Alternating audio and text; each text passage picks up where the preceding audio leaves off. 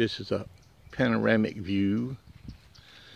And here's some tomatoes. This is the cherry tomatoes.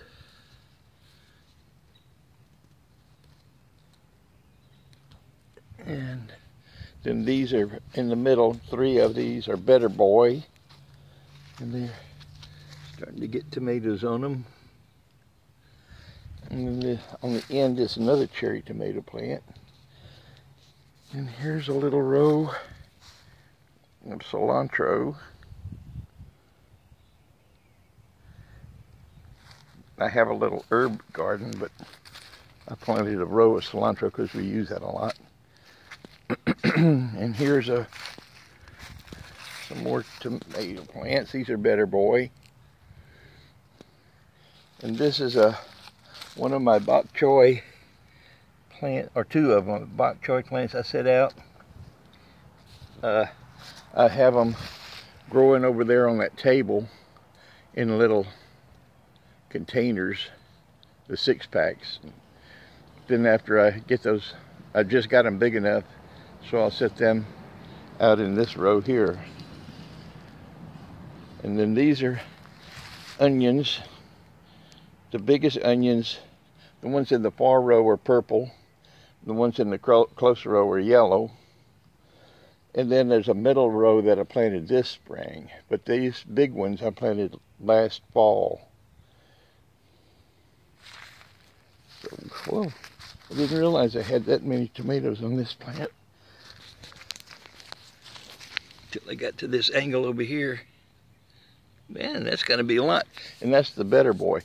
Then this down here are onions that I plant whenever we use up a onion. Then I'll take the bottom roots and sprout it out and plant those onions. There's about 4 of them there. And this is my herb garden. I have rosemary over there. Then I have spearmint and lime mint. And there's a big cilantro plants that I planted that we're using. And then there's a sage plant there. And then this one here is oregano. Oh, I'm sorry, that's thyme. And then that's parsley. And then this is oregano. And this is chickweed, which you can eat. And this is a bush accompanied with some poison ivy that I could never get rid of. It kept coming back, so I decided to just cut the top of it flat and use it for a table. So I'm in the process of training this around, training it, so eventually I'll put a larger, more substantial tabletop on it. And then this is my garlic in this row. And here's a row which will be purple hull peas, as will these 2 blank rows over here this side of those onions. So I'll have purple hulls there. And then this is, oddly enough, all of this squash that's growing here came up in my compost heap, volunteered. And so I just got the plants and set them out, and now it's starting to get a little squash growing on it, which you can see there hopefully. And I'm anxious to see what kind of squash it makes, because the squash I originally planted was a hybrid, so this is going to come up to be something different. I just don't know what it's going to be yet. And then this is crookneck squash in this row, and I planted one of the little volunteer plants where a squirrel dug up one of the other plants I set out.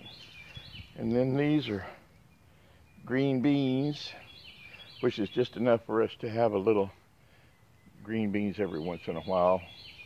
And then this dog is Stormy, who is our neighbor's dog, but it might as well be my dog, because every day when I come out here, she always comes up and wants me to love on her and greet her.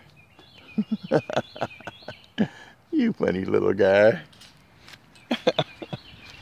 And then this is my table where this is all my bok choy plants.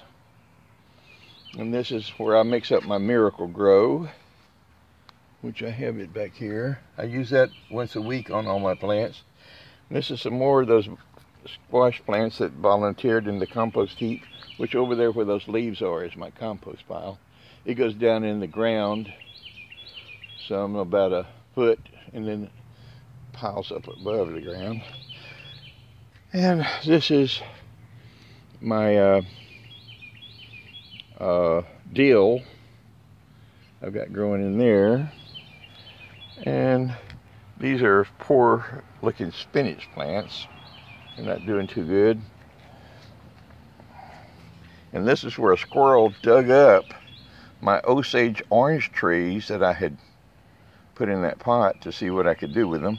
And the wild onion I put in that pot to see what I could do with that. And then here's a curious little thing I'm growing this year. That's you can always have food if you plant this. It's Jerusalem artichokes or sunchokes.